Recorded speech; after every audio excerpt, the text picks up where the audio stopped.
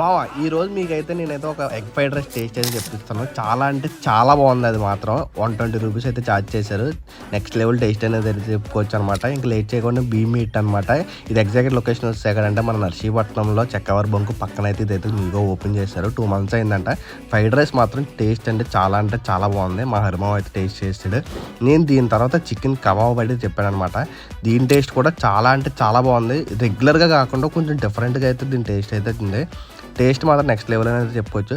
Video నచ్చితే like చేయండి, share చేయండి, ఛానల్ అయితే సబ్స్క్రైబ్ చేసుకోండి. Thank you for watching.